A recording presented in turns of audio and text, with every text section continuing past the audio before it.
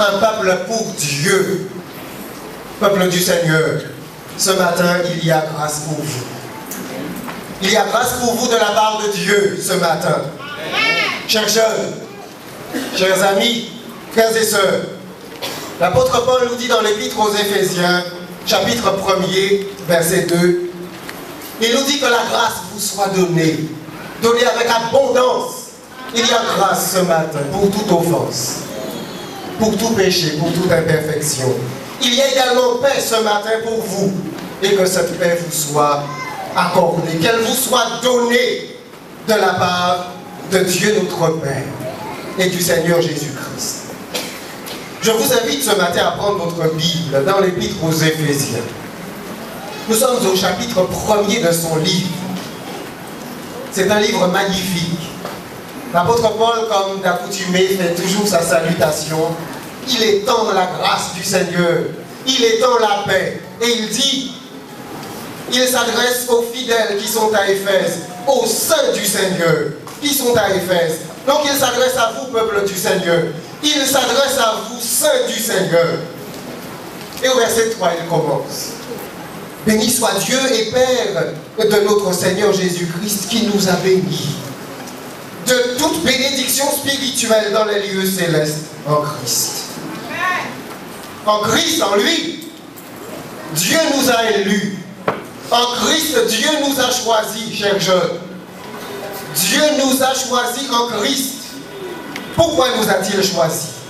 Il nous a choisis, élus, avant la fondation du monde, dans un but particulier, pour que nous soyons saints et que nous soyons irréprochables devant lui. C'est ce que déclare l'apôtre Paul, c'est ce que déclare l'apôtre du Seigneur. Nous sommes le peuple de Dieu. Nous sommes les saints du Seigneur, choisis, mis à part, élus dès la fondation du monde pour accomplir le dessein et le projet de Dieu. Le dessein et le projet de Dieu, c'est de demeurer au milieu de son peuple.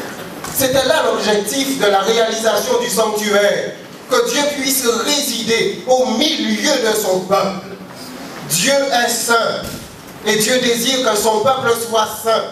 Il a donc choisi de réaliser son projet et son dessein au travers de son Fils Jésus-Christ.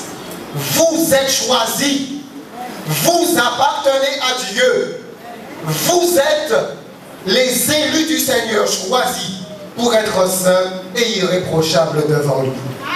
Verset 5. Il nous a prédestinés dans son amour à être ses enfants, enfants par adoption, par Jésus-Christ. Nous sommes non seulement choisis pour être les saints du Seigneur, peuple saint du Très-Haut, mais nous sommes également choisis pour être adoptés. Pour être adoptés du Seigneur. Dieu a mis en place, en Jésus, à cause de Jésus et par Jésus, tout un processus d'adoption pour des êtres perdus, pour des pécheurs tels que vous et moi. En lui, verset 7, en Jésus, nous avons la rédemption par son sang. En Jésus, nous avons été rachetés, chers jeunes, chers enfants. À cause de nos péchés, nous appartenions à un autre maître, cruel, injuste, méchant, meurtrier, menteur. À cause de nos péchés, nous lui appartenions. Mais Jésus a voulu nous racheter. Et il a payé un grand prix. L'apôtre Paul déclare, vous avez été rachetés à un grand prix. Qu'est-ce que cela signifie? Imaginez que vous alliez au marché. Mesdames, vous allez au marché. Et alors, vous voulez acheter 1 kilo de tomates. Vous regardez les tomates. Et elles coûtent 4 €. Les tomates sont extrêmement chères parce que vous les regardez bien, vous êtes connaisseurs et vous savez que ce sont en grande partie des tomates presque pourries, presque sans valeur. Mais les tomates appartiennent à quelqu'un que vous aimez beaucoup. Et il y a un lien d'affectivité entre vous et cette personne. Et à cause de cette personne, vous voulez acquérir ces tomates. Le marchand se rend compte que vous voulez de ces tomates. Alors il marchande avec vous et il augmente le prix. Et plus vous acquiescez, plus il augmente le prix. Jusqu'à ce que les tomates soient à un prix absolument exorbitant. Et alors, tout le marché a les yeux sur vous parce qu'on se rend compte qu'un fou va acheter 1 kilo de tomates pourries. Et finalement, vous faites la transaction. Et vous partez avec vos tomates pourries, n'est-ce pas? Voilà ce que Jésus-Christ a réalisé pour nous. Alors que nous étions sans force, alors que nous étions pécheurs, c'est-à-dire alors que nous étions dans le péché, Christ est mort pour nous. Le prix pour notre rachat a été absolument surévalué. Et c'est le sang précieux de Jésus-Christ.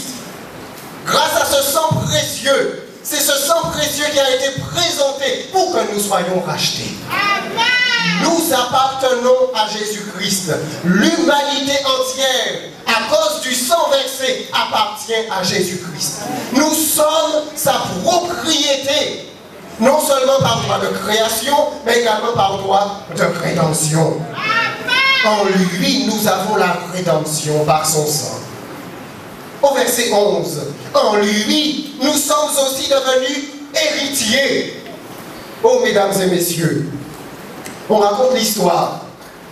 Je ne saurais vous dire si c'est une histoire véridique, mais c'est une histoire qui se passe il y a quelques années de cela, alors que les Indes étaient encore colonisées.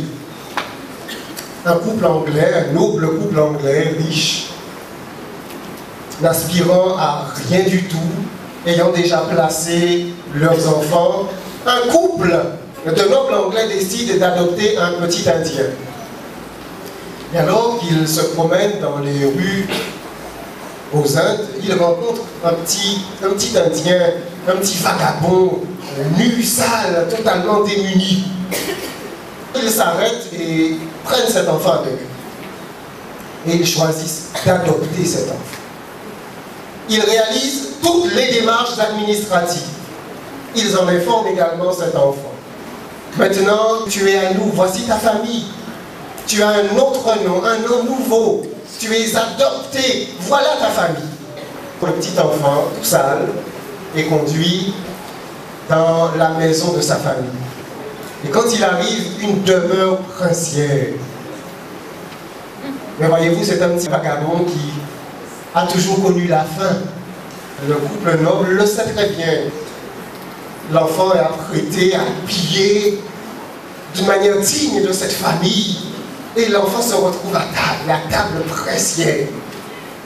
Les couverts, ce sont des couverts d'un prix exorbitant, des couverts en argent. Et ce petit enfant se rend compte de la lourdeur des fourchettes. Alors rapidement, il prend une fourchette et il le glisse dans sa poche. Voyez-vous, il ne connaît que cela. Le vagabondage et dans l'insécurité, il met tout dans sa poche. Mais le couple noble l'a remarqué et lui dit, tout ce qui est là, c'est à toi. Tout. Tu peux prendre non seulement les fourchettes, mais tout est à toi. Tu es dans une nouvelle famille. Tu es un prince. Tu es un héritier. Voici ta famille. Tu n'auras plus jamais faim. N'aie jamais aucune crainte. Tu es à nous. Tu nous appartiens. Et tu as un nom nouveau. Et le petit enfant est content. Il mange à sa faim, gloutonnement. Vous savez, il n'est pas habitué à cette vie. Mais il est un héritier. Il est un héritier. Il a un nom nouveau. Alors l'histoire raconte qu'il va se promener quelque peu dans cette maison, s'assurer de sa sécurité. Et puis, quelque temps après, c'est une histoire, hélas, qui s'achève tristement. Parce qu'on se rend compte que quelques objets ont disparu de la maison et que notre petit héritier a disparu lui aussi. Il est parti. Il n'a pas couru. Il n'a pas couru à son adoption. Qu'est-il devenu? On le sait, l'histoire ne le dit pas. Mais il n'a pas couru qu'il avait été adopté. Il n'a pas couru qu'il faisait partie de la famille noble et précière anglaise. Pour lui, ça n'était pas possible. C'était trop beau pour être vrai. Frères et sœurs, Nous sommes le peuple du Seigneur. Non pas à cause de ce que nous sommes, parce que nous ne le méritons pas. Non pas à cause de ce que nous faisons, parce que nous ne le mériterons jamais. Mais nous sommes héritiers du Seigneur à cause de ce que Christ a fait. L'apôtre déclare, en lui, vous aussi, au verset 11, en lui nous sommes devenus héritiers. Nous sommes les co-héritiers de Jésus-Christ. Nous sommes fils du Très-Haut, fils de Dieu. Au verset 13, en lui, toujours en lui, toujours en Christ, Dieu a tout prévu, mais en Christ. Rien de ce que Dieu a prévu ne se passe hors de Christ. Toute la théologie de l'apôtre Paul, dans toutes ses épîtres, c'est en Christ, en lui, par lui, à travers lui, au travers lui. Verset 13. En lui, vous aussi. Après avoir entendu la parole de la vérité, l'évangile de votre salut, en lui vous avez couru et vous avez été scellés du Saint-Esprit qui avait été promis. Ce que nous avons vu hier soir. Vous avez entendu l'évangile, vous avez entendu la parole, l'évangile de votre salut, vous y avez cru. Chers jeunes, il faut croire. Alors, croyant, vous avez été scellés. Et Paul poursuit. Je ne cesse de rendre grâce pour vous. Donc, il va prier.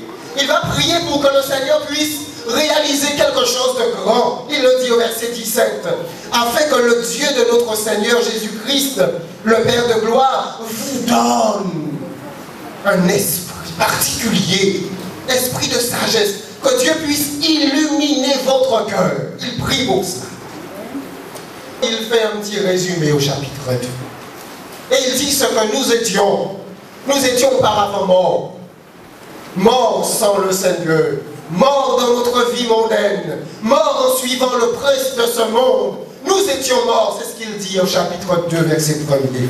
Vous étiez morts par vos offenses et par vos péchés, dans lesquels vous marchiez autrefois, selon le prince de ce monde. Mais lui aussi, il parle de lui au verset 3. Nous tous aussi, nous étions de leur nombre et nous vivions autrefois selon les convoitises de notre chair, accomplissant les volontés de la chair. Sans Dieu, sans le Seigneur, nous ne lui appartenions pas auparavant. Et nous vivions pour satisfaire nos convoitises. Mais Dieu, c'est ce que nous avons vu hier soir, au verset 4.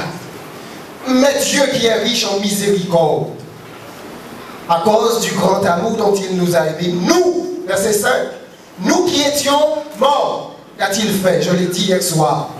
Il nous a rendus à la vie. C'est un miracle.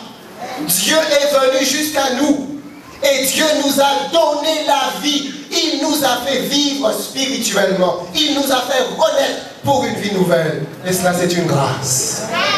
Voilà pourquoi Paul dit, c'est par la grâce que vous êtes sauvés. Il va le dire encore au verset 8. Car c'est par la grâce que vous êtes sauvés, par le moyen de la foi. Et cela ne vient pas de vous. C'est un don. C'est le don de Dieu. C'est une faveur. C'est une grâce.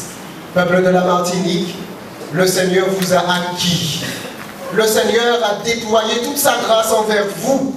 Mesdames et messieurs, Dieu a son projet pour vous. Il désire que vous soyez de sa famille. Il désire que vous soyez de son peuple. Les enfants, chers jeunes, Dieu a un projet pour vous. Je m'adresse particulièrement à ce cœur qui est là devant moi, ainsi qu'à tous nos jeunes qui sont dans cette salle. Dieu a un projet pour vous. Son projet, c'est que vous soyez de sa famille. Dieu a besoin de votre génération. Une génération puissante. La génération de l'informatique. La génération des médias. Parce qu'au travers de vous, au travers de votre connaissance, le message de l'évangile pourra être proclamé d'une manière sans précédent. Dieu a besoin de vous. Vous lui appartenez. Vous êtes ses enfants. Vous êtes sa propriété. Et Paul le dit au verset 10. Car nous sommes son ouvrage. C'est lui qui nous a créés. C'est lui qui nous façonne. Nous sommes sommes son œuvre. Imaginez le potier. Nous sommes son ouvrage. Imaginez le potier qui réalise une belle cruche. Façonnant la cruche. Façonnant la lance de la cruche. Nous sommes son ouvrage. Imaginez le fabricant d'un instrument qui réalise une flûte traversière avec tout son art, peaufinant, réalisant, vernissant. Imaginez celui qui crée la trombone, créant un magnifique instrument. Imaginez celui qui réalise le tambour, peaufinant son instrument. Nous sommes son œuvre. C'est lui qui nous façonne. C'est lui qui nous réalise. Et pourquoi? Il le dit. Car nous sommes son œuvre ayant été créés. Où? En Jésus-Christ. Toujours Jésus-Christ. Ayant été créés en Jésus-Christ. Pourquoi?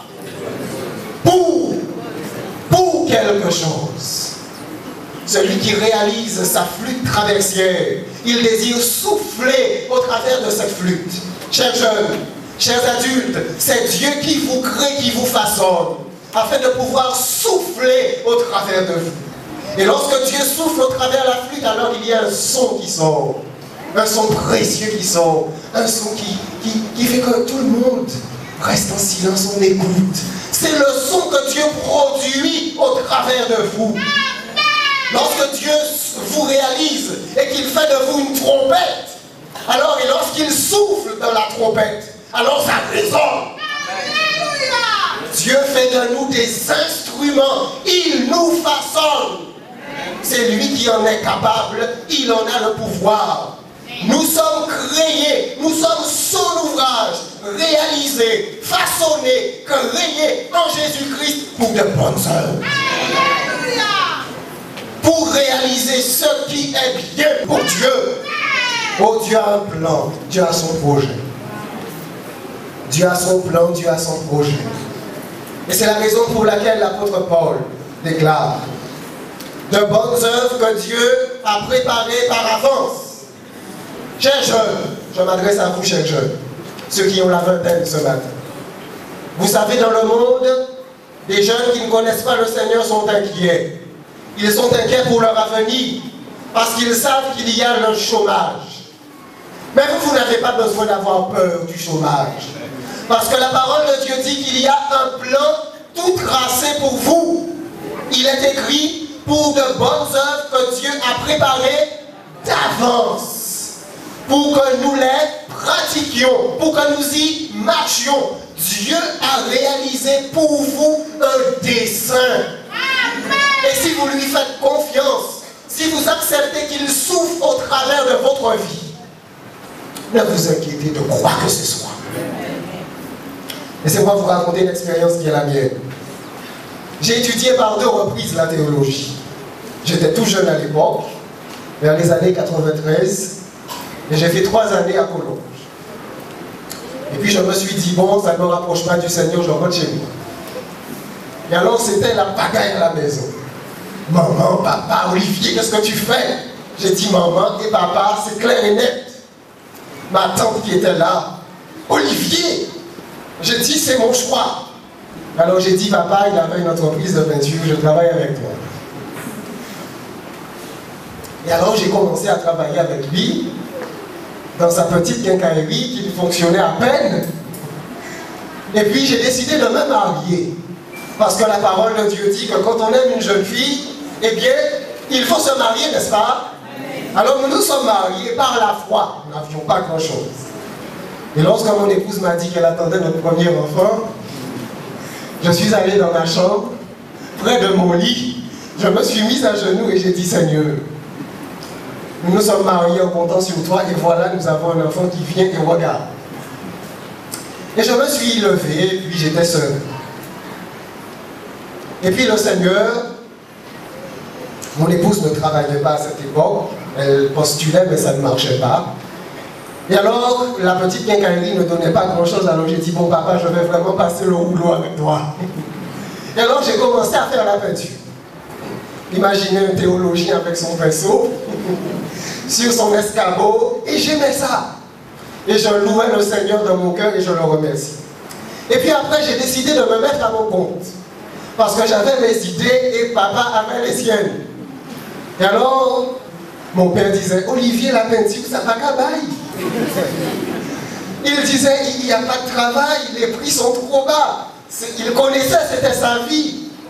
Mais moi, je connaissais mon Dieu et je connaissais la foi et j'avais confiance en lui. Alors, j'ai ouvert ma petite entreprise.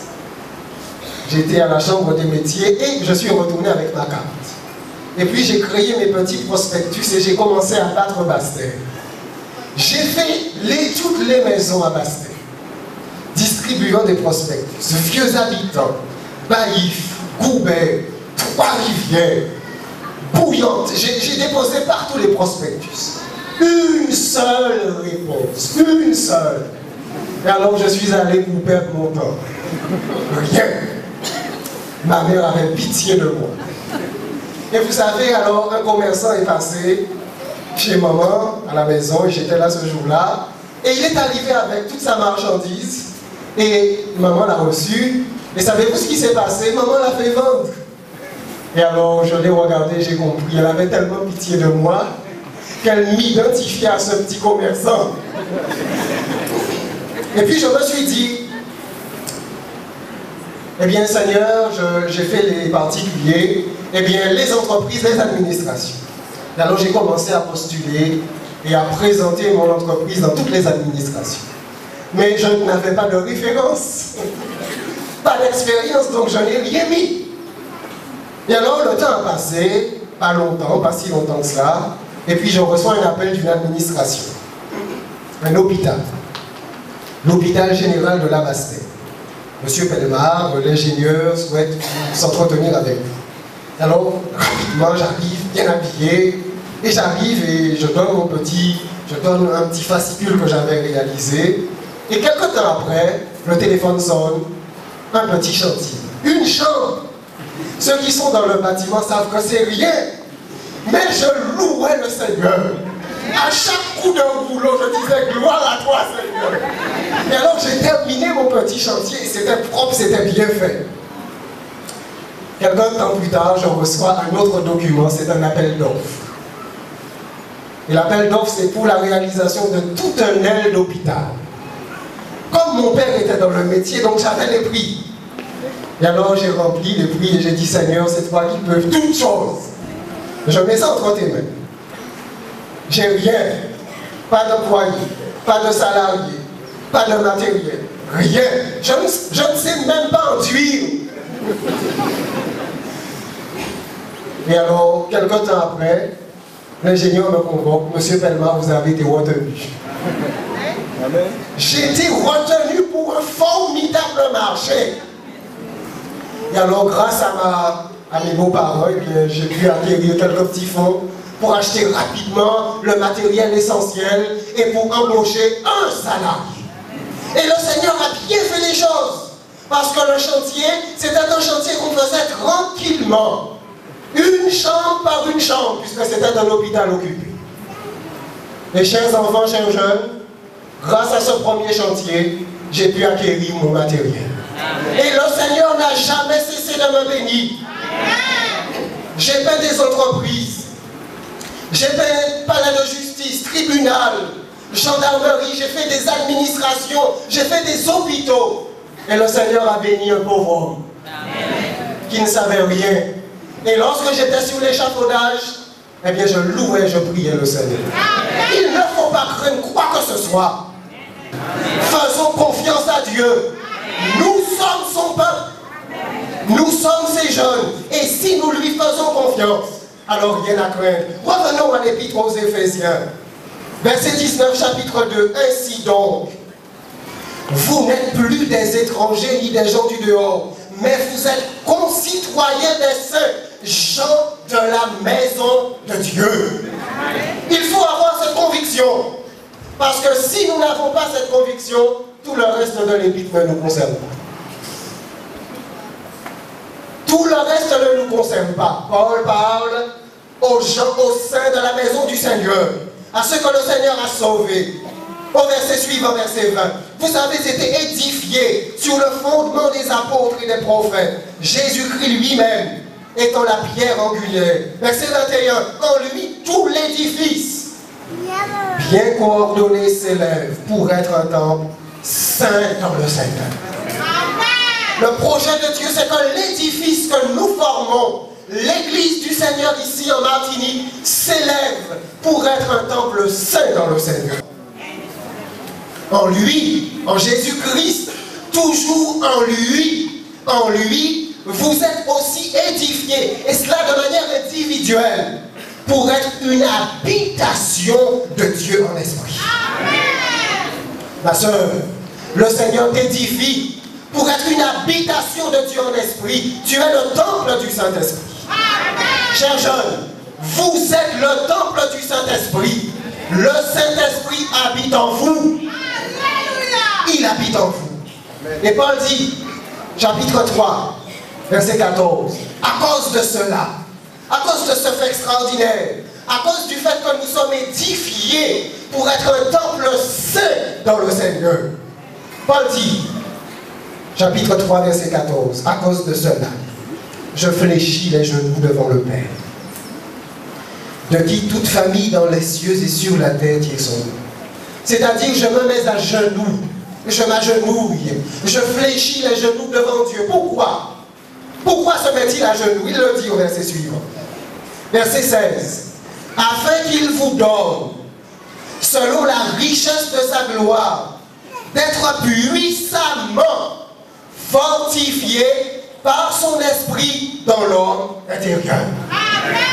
Chers jeunes, pour que Dieu puisse réaliser son projet au travers de vous, Paul fait quelque chose. Il se met à genoux et il prie. Et qu'est-ce qu'il demande? Il demande le Saint-Esprit. Non pas pour lui, mais il demande le Saint-Esprit pour les saints qui sont à Éphèse. Il demande le Saint-Esprit pour les croyants. Mais qu'est-ce qu'il demande précisément? Il le dit. Il demande, je prie, afin qu'il vous donne d'être puissamment fortifié. Cela signifie qu'il prie pour que Dieu puisse vous fortifier intérieurement. Puissamment fortifié par son esprit dans l'homme intérieur. Lorsque nous sommes face à une tentation, ce qui nous donne la force de dire non, c'est notre volonté. Ce que le Saint-Esprit fait, c'est qu'il vient en nous. Il fortifie notre volonté. Paul dit, il fortifie notre être intérieur. Et si nous l'avons vu hier soir, le Saint-Esprit nous donne la vie spirituelle, mais Paul dit que le Saint-Esprit fait plus.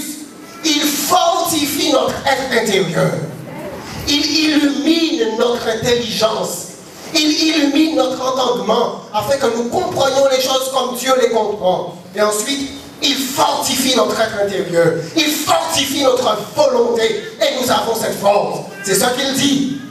Afin qu'il vous donne, c'est un don, afin qu'il vous donne, selon la richesse de sa gloire, d'être puissamment.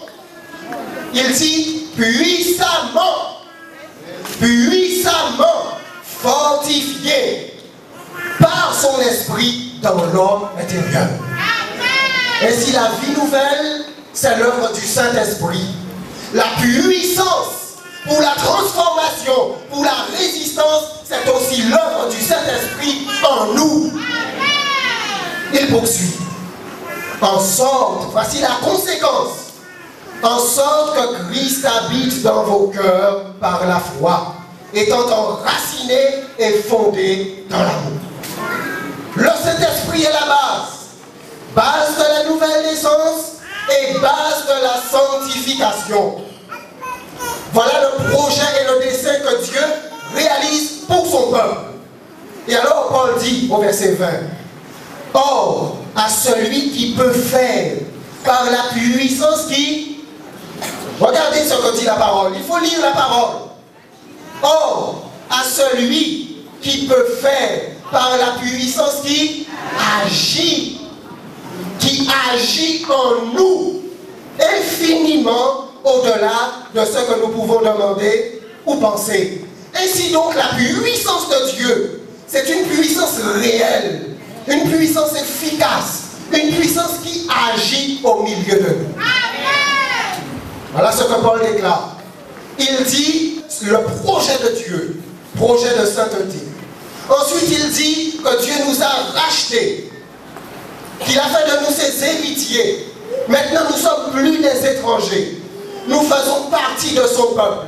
Et son projet, c'est de faire de nous des saints. Maintenant, il nous dit, cela est possible par son Saint-Esprit qui habite en nous, qui nous fortifie de manière puissante. Maintenant qu'il a posé la base, il continue au chapitre 4, verset 1er. Je vous exhorte donc, l'exhortation, moi le prisonnier dans le Seigneur, à marcher d'une manière digne de la vocation qui vous a été adressée. Voyez-vous, nous avons ici avec nous notre pasteur Millard. C'est mon doyen. Et moi, je suis un tout jeune pasteur. Lorsque j'arrive, imaginez que j'arrive auprès de lui. Alors il me dit, pasteur Pellemard, voici ta nouvelle église. Mont des S. Pardonne-moi, hein, pasteur Saint-Élie. Il me dit, voici ta nouvelle église. Et il me dit, mets ta veste, refais ta cravate. Maintenant, tu es un serviteur du Seigneur. Maintenant, le Seigneur t'a choisi. Maintenant, va de l'avant. Maintenant, comporte-toi d'une manière digne de ta vocation, d'une manière digne de ton appel. Tu fais partie du corps pastoral. A-t-il raison? Oui, il a raison. Et voyez-vous, la motivation qui est en moi, il ne me dit pas, si tu te comportes bien, tu feras partie du corps pastoral, mais il me dit, tu fais partie du corps pastoral. Ton attitude, tes paroles, ta prédication, ton activité va t'éteindre sur le corps pastoral. Alors comporte-toi d'une manière digne de ce que tu es. C'est ce que Paul est en train de dire ici. Il dit, Dieu vous a donné un appel. Vous êtes ses enfants. Maintenant, comportez-vous d'une manière digne de ce que vous êtes. C'est ce qu'il dit. Je vous exhorte, moi le prisonnier dans le Seigneur, à marcher d'une manière digne de la vocation qui vous a été adressée. En toute humilité et douceur, avec patience, vous supportant les uns les autres avec amour, vous efforçant de conserver l'unité de l'esprit par le lien de la paix. Amen. Au verset 17, il va être encore plus précis. Voici donc ce que je dis et ce que je déclare dans le Seigneur. Vous ne devez plus marcher comme les païens qui marchent selon la vanité de leurs pensées. Maintenant, vous faites partie de la famille divine. Vous avez été rachetés. Vous êtes les saints du Seigneur. Vous n'êtes plus des païens comme autrefois. Vous ne devez donc plus marcher comme les païens qui marchent selon la vanité de leurs pensées. Pourquoi? Parce qu'ils ont l'intelligence obscurcie. Ils sont étrangers à la vie de Dieu. Mais vous, peuple du Seigneur, ce n'est pas le cas. Chers jeunes, vous êtes la propriété du Seigneur. Vous lui appartenez. Et il va dire, au verset 25, c'est pourquoi vous renoncez aux mensonges et que chacun de vous parle selon la vérité à son prochain, car nous sommes membres les uns des autres. Si vous vous mettez en colère, ne péchez point. Que le soleil ne se couche pas sur votre colère et ne donnez pas accès au diable. Vous êtes les enfants du Seigneur. Vous lui appartenez. Chers parents, vous connaissez vos enfants, n'est-ce pas? Ils portent vos noms. Lorsque vos enfants font des bêtises, gardent-ils toujours votre nom? Oui. Quand ils sont chez vous, ils ont votre nom. Lorsqu'ils sont à l'école, ils ont votre nom. Lorsque les professeurs vous appellent, à cause du mauvais comportement de vos enfants, portent-ils toujours votre nom? Oui, ils portent votre nom. Et si nous portons le nom du Seigneur? Voilà pourquoi l'apôtre Paul nous dit, nous portons le nom du Seigneur, renonçons aux choses de ce monde, renonçons aux mensonges, renonçons à la colère, renonçons au vol. Au verset 28, il dit que celui qui dérobait ne dérobe plus. Voilà ce qu'il déclare. Au contraire, qu'il travaille en faisant de ses mains ce qui est bien pour avoir de quoi donner à celui qui est dans le besoin. Il poursuit au verset 31 que toute amertume, toute animosité, toute colère, toute clameur, toute calomnie et toute espèce de méchanceté disparaissent du milieu de vous. Vous appartenez au Seigneur, vous êtes son peuple. Soyez bons les uns envers les autres, compatissants, vous pardonnant réciproquement. Comme Dieu vous, qu'est-il écrit? Comme Dieu vous pardonnera, comme Dieu vous pardonne, comme Dieu vous a pardonné. Remarquez la manière dont l'apôtre Paul est en train de formuler sa déclaration. Il base toute chose, il base tout comportement sur ce que Dieu a au préalable fait. Il dit, Dieu vous a pardonné. C'est une réalité. Olivier, Dieu t'a pardonné. Crois-le, c'est une réalité. Il t'a pardonné. Regarde la vie que tu menais. Il t'a pardonné. Il te supporte encore. Il te pardonne aujourd'hui. Tu crois dans cela? Alors pardonne à Ketura. Elle aussi, elle a besoin de pardon. Soyez bons les uns envers les autres, compatissants, vous pardonnant réciproquement, comme Dieu vous a pardonné en Christ.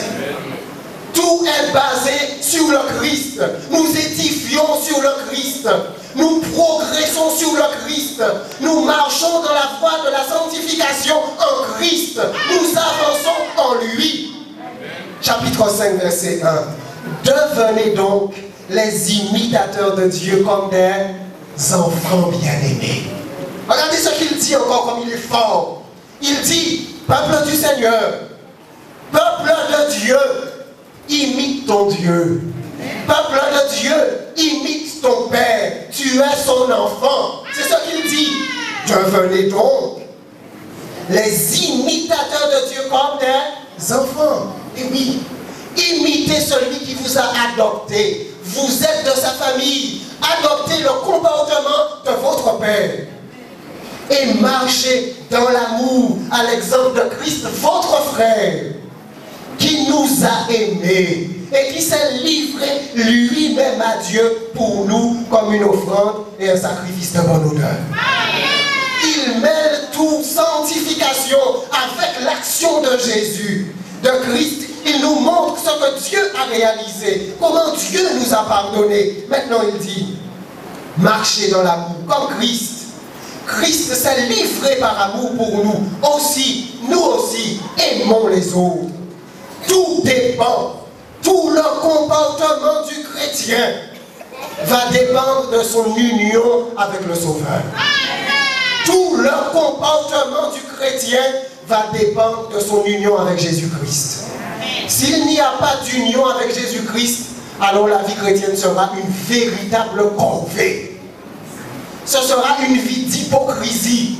Ce sera une vie de semblant. Parce qu'il n'y aura pas la puissance. Et il n'y aura pas Christ au centre. Mais lorsque le Christ est là, c'est comme un moteur. Comment pourrais-je faire cela? Rappelez-vous Daniel.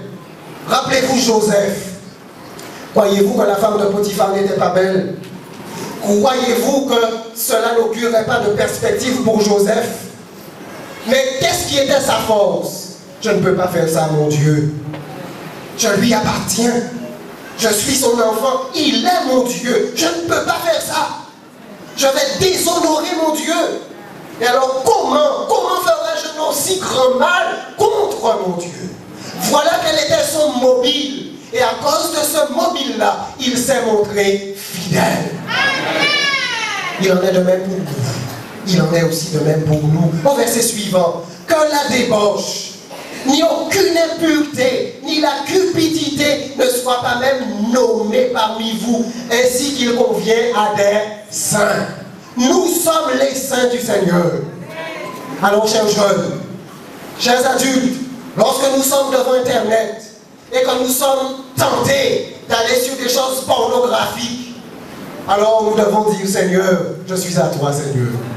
Regarde la tentation, Seigneur. Comment puis-je aller là, Seigneur? Aide ton serviteur, aide ton enfant. Tu as encore une œuvre à accomplir en lui. Tu dois encore me transformer, me sanctifier, enlever en moi, Seigneur, ces désirs-là. Et oui, il faut le faire, chers jeunes. Je vous comprends. Je suis homme comme vous-même. Le Seigneur nous sanctifie. Il transforme son peuple. Que la débauche n'a aucune impureté, ni la cupidité ne soit pas même nommée parmi vous, ainsi qu'il convient à des saints.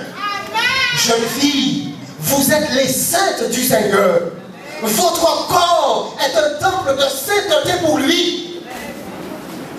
Vous lui appartenez. Aussi donc, gardez votre corps dans sa sainteté. Vous appartenez au Seigneur. Verset 8. Autrefois, vous étiez ténèbres. Et maintenant, vous êtes lumière dans le Seigneur. Marchez comme des enfants de lumière. Regardez la manière dont il présente cette vérité. Il ne dit pas, vous serez lumière si vous marchez comme des enfants de lumière. Il dit, vous êtes lumière. Alors, marchez comme des enfants de lumière. Et cela, c'est la distinction entre le véritable christianisme et le paganisme. Dans le paganisme, le raisonnement est le suivant. Si je fais ceci ou cela, Dieu sera content et en retour, il me donnera le royaume des cieux. C'est ça le paganisme. La religion peut être différente, mais le raisonnement est toujours le même. Si je fais ceci ou cela, Dieu sera content et en retour, il me donnera la récompense. En fait, c'est une forme de marchandage avec Dieu. Les œuvres peuvent être différentes. Ça peut être des pèlerinages, ça peut être des biens, ça peut être de l'argent, et c'est ainsi que l'Église, au cours du Moyen-Âge, s'est enrichie. C'était grâce à ce système-là. Mais dans l'Évangile, c'est une autre chose. C'est un autre principe. Dieu t'a sauvé. Il a fait de toi lumière. Maintenant, à cause de ce qu'il a fait, marche. Comporte-toi en enfant de lumière. Nous sommes lumière, mes frères et sœurs. Nous sommes lumière parce que le Seigneur l'a voulu. Aussi, croyons cela et comportons-nous comme des hommes de lumière. Au verset 15. Prenez donc garde afin de vous conduire avec circonspection, non comme des insensés, mais comme des sages. Rachetez le temps, car les jours sont mauvais. C'est pourquoi, poursuit-il au verset 17, ne soyez pas inconsidérés, mais comprenez quelle est la volonté du Seigneur. Des enfants de lumière, cherchant à connaître la volonté de Dieu leur Père, de Jésus leur Sauveur. Au verset suivant, verset 18. Ne vous enivrez pas de vin, c'est de la débauche. Soyez au contraire remplis de l'Esprit. Et ici, Paul va toucher à l'alimentation. Paul va toucher à ce que nous buvons. Paul va toucher à ce que nous mangeons. Il va nous comparer à un récipient. Et il dit que le récipient que nous sommes doit être rempli jusqu'au goulot par quoi? Par le Saint-Esprit. Donc il n'y a pas de place pour de boissons alcoolisées. C'est ce qu'il est en train de nous dire. Ne vous enivrez pas, mais au contraire. Il présente au contraire. Il dit au contraire, soyez remplis. Remplis du Saint-Esprit. Voyez-vous la manière dont il présente les choses? Vous êtes le peuple du Seigneur. Soyez remplis de l'Esprit. Conduisez-vous d'une manière digne qui honore votre Sauveur et votre Dieu. Et poursuit. Au verset 19. Entretenez-vous par des psaumes, par des hymnes et par des cantiques spirituels, chantant et célébrant de tout votre cœur les louanges du Seigneur. Avez-vous remarqué l'expression de tout votre cœur? Pourquoi? On n'a pas de doute quant à son salut. On n'a pas de doute. Et alors, Seigneur, merci pour ce que tu as fait pour moi. Alors, j'arrive chez moi et je mets un hymne de louange. Je mets un cantique et je loue le Seigneur. Lorsque je regarde à ce que j'étais, à la profondeur du mal en moi, à la patience de Dieu, je dis loué sois-tu, Seigneur. Comment peux-tu m'aimer, Seigneur? Comment peux-tu être patient vers moi, Seigneur? Comment peux-tu avoir préparé un tel bonheur pour moi, Seigneur? Alors en retour, Seigneur, je t'aime. Et au verset 20, rendez continuellement grâce à Dieu le Père pour toutes choses. Au nom de notre Seigneur Jésus-Christ, vous soumettant les uns aux autres dans la crainte de Christ. Il introduit la soumission les uns aux autres. Et alors, femmes, que chacune soit soumise à son mari comme au Seigneur. Femme chrétienne, femme sauvée, voilà ce que le Seigneur te demande. Sois soumise à cet homme-là. Il n'est pas gentil, il n'est pas aimable, il ne donne pas de cadeaux. C'est pas le meilleur mari qui soit, mais tu es la fille du Seigneur. Tu es la fille du Très-Haut. Et le Seigneur, ton papa, te demande, sois soumise à cet homme-là. Fais-lui du bien. Fais-lui à manger. Sois-lui soumise. Aime-le. Chéris-le. Et alors, mesdames, vous allez me dire, oui, mais lui. Mais non, ne t'occupe pas de lui. Ce que Dieu te demande, toi. Femme chrétienne, vous êtes des femmes extraordinaires. Femme chrétienne, Dieu a un plan pour vous. Femme chrétienne, obéissez à votre Dieu parce que vous êtes sa fille. Et ce qu'il vous demande, aimez votre mari. Chérissez-le. Soyez-lui soumise. C'est une bonne chose. Et Marie, le Seigneur s'adresse à vous. Mari chrétien, le Seigneur vous demande, aime cette femme-là. Peut-être qu'elle ne cuisine pas comme maman. Peut-être qu'elle a du retard. Peut-être qu'elle a tous les défauts qui soient. Mais tu es le Fils du Très-Haut.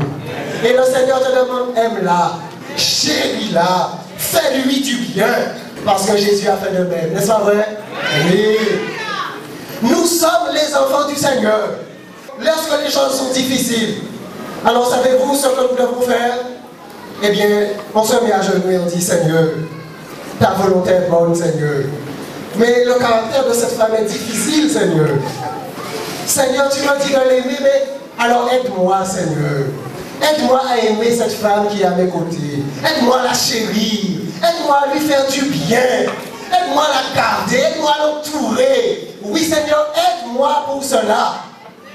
N'est-ce pas vrai? Mais oui, lorsque l'amour humain arrive, l'amour divin demeure. Lorsque le vin, rappelez-vous des noces de Cana, lorsque le vin des hommes diminue, mais le vin de Jésus, symbole de l'amour, il demeure à toujours. Oui, Dieu peut faire cela. Oh, mesdames et messieurs, frères et sœurs, Dieu veut un peuple dans ce monde, un peuple saint.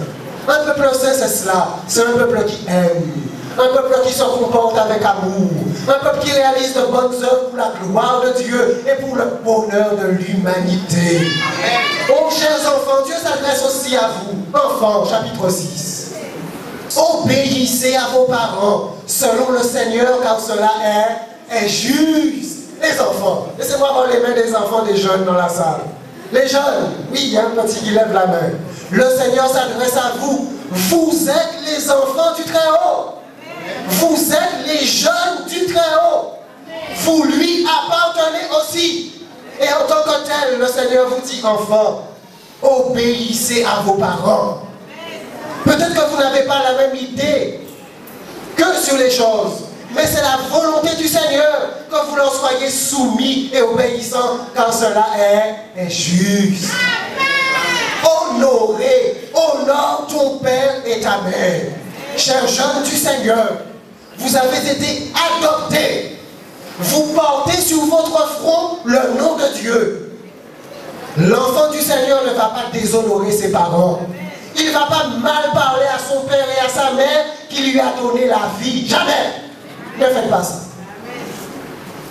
Même si vos parents sont difficiles, honorez-les, c'est ce que le Seigneur vous demande, chers jeunes. Serviteur au verset 5 pour terminer.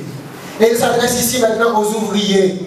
Il s'adresse aux salariés et il s'adresse aussi à ceux qui ont des entreprises. Serviteurs, salariés, vous qui travaillez pour quelqu'un, obéissez à vos maîtres selon la chair avec crainte et tremblement, dans la simplicité de votre cœur comme à Christ, non pas seulement sous leurs yeux comme pour plaire aux hommes, mais comme des serviteurs de Christ qui font de bon cœur la volonté de Dieu. Lorsque l'apôtre Paul écrit, l'esclavage bat son plein. Il y a des esclaves qui sont chrétiens et il y a des maîtres qui ont des esclaves.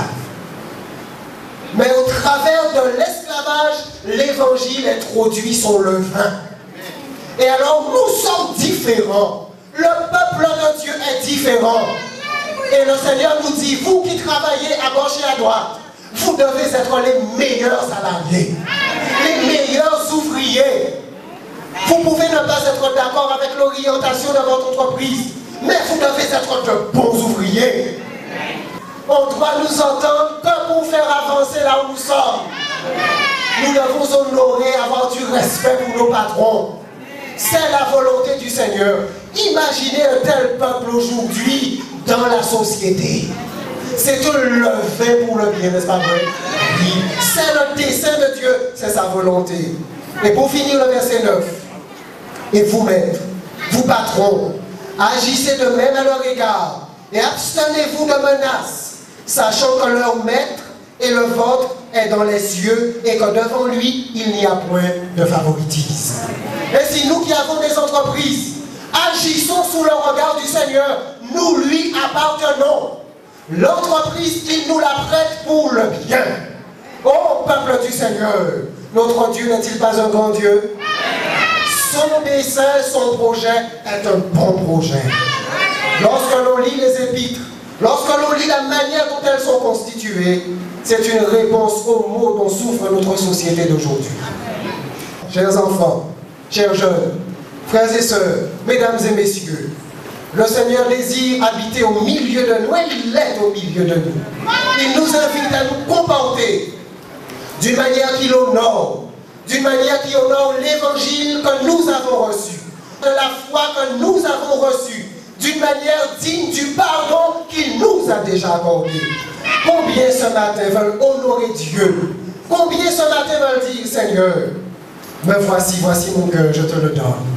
Je veux me comporter d'une manière qui te plaît, d'une manière qui t'honore. Laissez-moi voir les mains. Amen. Combien veulent dire, Seigneur, quand ton Saint-Esprit m'habite, qu'il me fortifie afin que je vive pour toi. Laissez-moi voir les mains. Amen. Que le Seigneur vous bénisse. Chers jeunes du Seigneur, que le Seigneur vous bénisse, qu'il vous fasse du bien. Chers enfants du Seigneur, qu'il vous fasse du bien, frères et sœurs. Que le Seigneur vous fortifie pleinement. Mes amis, nos amis qui nous visitent ce matin, que Dieu soit avec vous. Qu'il vous éclaire, qu'il vous fortifie et qu'il agisse aussi au travers de vous. Et nous disons Amen.